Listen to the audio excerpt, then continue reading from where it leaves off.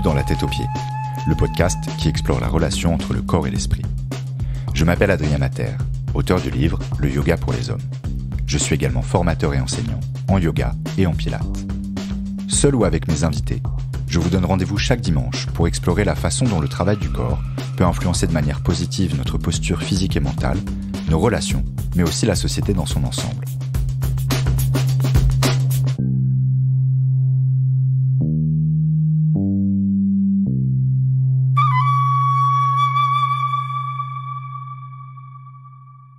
Bonjour et bienvenue dans La Tête aux Pieds.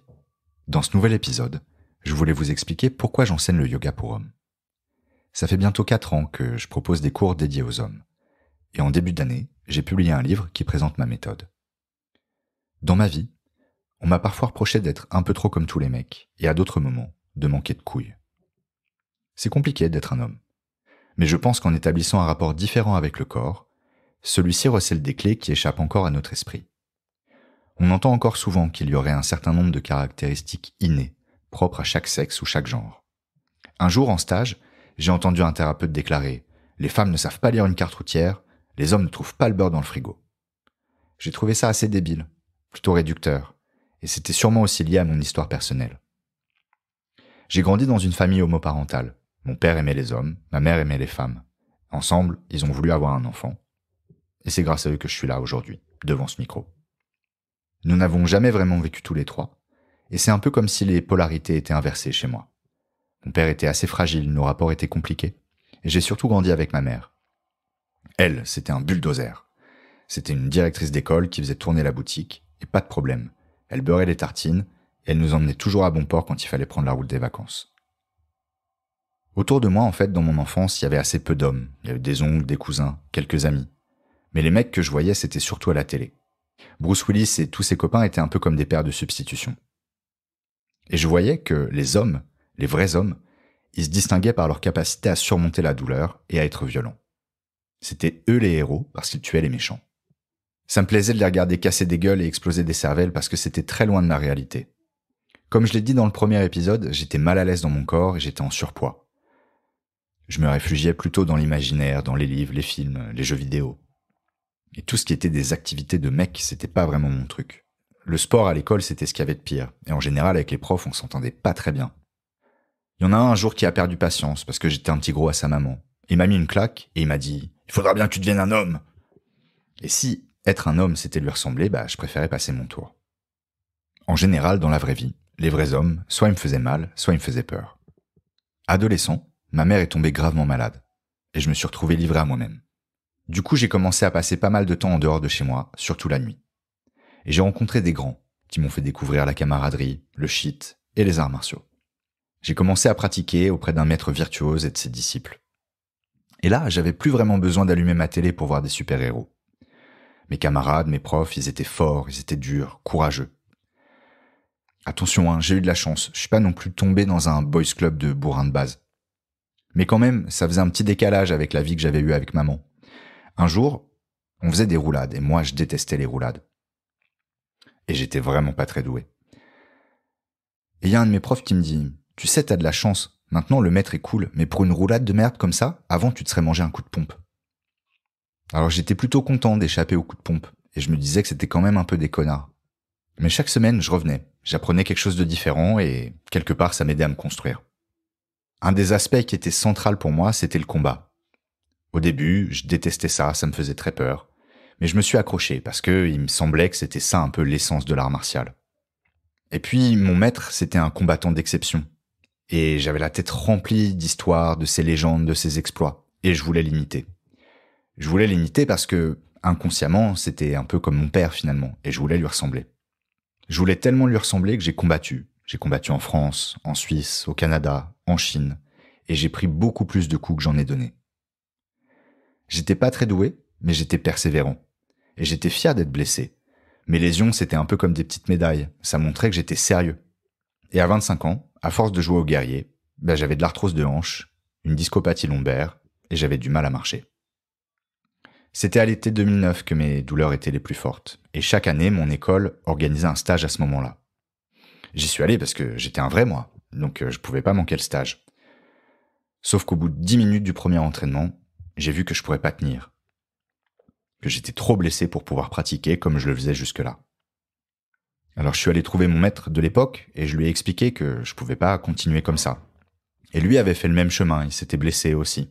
Donc il m'a dit que je pouvais intégrer le cours de tai chi. Avant, ça aurait été la honte d'intégrer le cours de tai chi, parce qu'en gros c'était pour les vieux et les blessés. Et moi j'étais un super guerrier.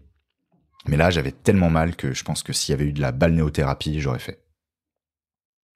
Et au fil des jours, ça m'a vraiment fait du bien. J'ai relâché les tensions, j'ai commencé à apprendre à respirer. Et mes douleurs se sont apaisées. Comme ça allait bien, un jour j'ai joué à chat avec des enfants. Et pour leur échapper, j'ai fait une roulade par terre. Sauf que Dardar me regardait. Dardar, c'était un peu le mâle alpha de l'école. Lui, il avait subi déjà plusieurs opérations au genou. Et un jour, dans un stage, il s'était déboîté la clavicule en faisant une acrobatie. Au lieu de rentrer chez lui et de se faire opérer, il s'est fait remettre la clavicule à coups d'extincteur. Et il a terminé le stage. Le credo de l'école, c'était jamais mal, jamais fatigué. Et lui, il l'incarnait parfaitement. Forcément, en me voyant faire une roulade alors que j'étais censé avoir mal au dos, il m'a pas trouvé très valeureux. Pour lui donc, j'étais pas un vrai. Je suivais pas le code moral de l'école. Et pour ça, il m'en a voulu et ça a bloqué ma progression dans la hiérarchie. Et donc pour lui, j'étais pas un vrai. Je suivais pas le code moral de l'école. J'étais un peu gêné. Et pourtant, je savais que Dardar, avant de rejoindre sa copine dans sa tente, il passait voir d'autres filles. Ça aussi, c'était interdit par le code moral de l'école, logiquement. Mais ça avait pas l'air de trop le déranger. Alors l'un dans l'autre, je préférais faire des roulades avec des gamins que de profiter de mon statut pour tromper ma copine. Il était beaucoup plus fort que moi, et finalement, lui non plus, j'avais pas trop envie de lui ressembler.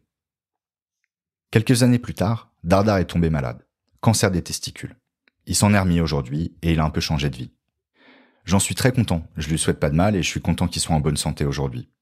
Mais c'est quand même étrange que ce soit les couilles de ce mal alpha qui aient tiré la sonnette d'alarme. Avec ma pratique du tai chi, du pilate et du yoga, j'ai fait une immense découverte. Même après 10 ans de pratique intensive des arts martiaux, je savais pas sentir mon corps. J'avais un déficit de sensibilité. Je privilégiais la quantité à la qualité. Cette nouvelle phase de ma pratique, ça m'a permis de découvrir la profondeur de la respiration, la finesse de l'articulation, la magie de la précision et la puissance de l'immobilité. Grâce à tout ça, j'ai progressivement apaisé mes blessures et appris à gérer des douleurs qui étaient devenues chroniques. Mais ce travail d'écoute du corps, il a aussi révélé d'autres problématiques. Je vivais dans une agitation permanente, une sorte de boulimie d'expérience qui m'avait poussé à traverser le monde dans tous les sens, à chercher des maîtres et des professeurs pour m'enseigner, des adversaires à combattre. J'avais fumé des tonnes de cannabis et j'ai multiplié les conquêtes. J'étais un peu bloqué dans la spirale des répétitions.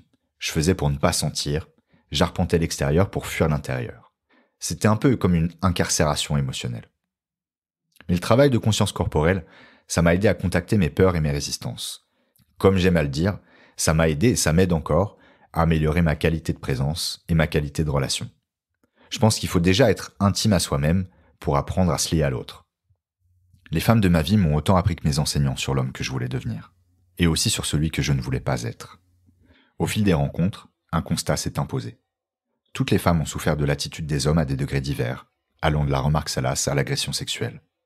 Quand j'étais petit, ma mère et sa compagne allaient se ravitailler en cigarettes au tabac du coin. Quand elle se mettait en chemin, elle disait « On va chez Grodeg ».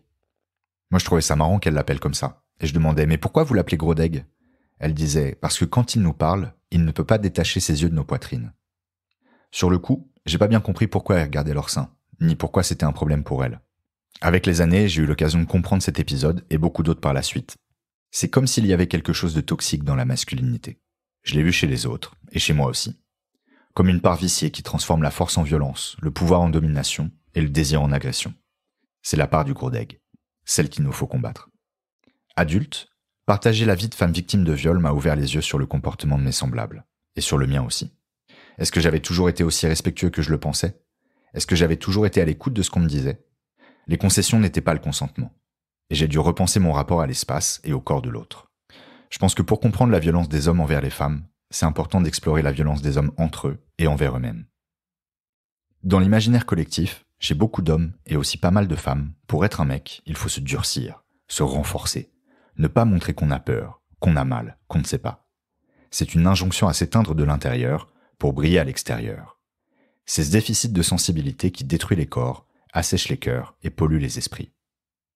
Le patriarcat encense les forts et écrase les faibles, les uns servant de modèle et les autres de repoussoirs. Les rôles sont assignés depuis si longtemps que tout le monde les a intégrés. Le chemin pour décoloniser les corps et les esprits sera long. Un jour, sur la plage, j'observais 2 ados, un frère et une sœur, qui se chamaillaient. Ou bien plutôt, le garçon poussait la fille qui résistait sans conviction. Lui, je le voyais sûr de sa petite force. Et elle, en fait, pas une seconde, elle envisageait de résister. C'était les vieux clichés à l'œuvre. Le garçon turbulent et la fille naturellement douce et effacée. J'avais envie d'aller la coacher pour qu'elle l'éclate sur le sable. Je crois que ça leur aurait fait du bien à tous les deux. Mais leurs parents sont arrivés et la petite famille est repartie. Je crois que si les hommes savaient pleurer et que les filles savaient boxer, le monde serait un endroit plus paisible. En tout cas, je crois que le meilleur moyen de protéger les femmes, c'est d'éduquer les hommes. Moi, j'ai 2 filleules de 5 et 8 ans, et j'aimerais qu'elles grandissent dans un monde où elles n'ont pas à avoir peur. C'est pour ça que je me bats. Et je cherchais comment je pouvais faire pour aider à contrecarrer les dynamiques qui sont encore trop souvent à l'œuvre dans notre société. Je voulais essayer d'éviter les dégâts causés par les mecs violents et par les pères absents. Mais aussi pour changer une vision du corps et de l'entraînement, qui fait que, à 35 ans, tous les jours je dois travailler pour ne pas avoir mal au dos. C'est pour toutes ces raisons que j'en suis venu à enseigner le yoga pour hommes. Pour proposer une autre approche du mouvement, basée plus sur l'écoute que sur la performance. Les postures et les enchaînements, en fait, c'est des outils qui permettent de développer la sensibilité, d'en faire une force plutôt qu'une faiblesse. C'est un moyen de cultiver l'attention, d'abord dans une pratique dynamique, puis de cheminer au fil du temps vers la lenteur et l'immobilité. Une façon de passer du concret au subtil, de la matière à l'esprit, jusqu'à ce que le mouvement s'arrête et que la frontière entre le conscient et l'inconscient devienne plus poreuse. C'est à mon avis grâce à ça qu'on peut découvrir des ressources, notre vraie identité, et qu'on peut se libérer des schémas toxiques. Dans le travail que je propose, le but c'est d'être humain avant d'être un homme, et d'écouter ses tripes plutôt que de porter ses couilles. Merci d'avoir écouté La Tête aux Pieds. Si ça vous a plu, n'hésitez pas à laisser plein d'étoiles sur Apple Podcast, à me suivre sur les réseaux et à en parler autour de vous. Pour pratiquer avec moi, rendez-vous sur mon site adrienmater.com. Je vous donne rendez-vous dimanche prochain pour un nouvel épisode. En attendant, prenez soin de vous et bonne semaine.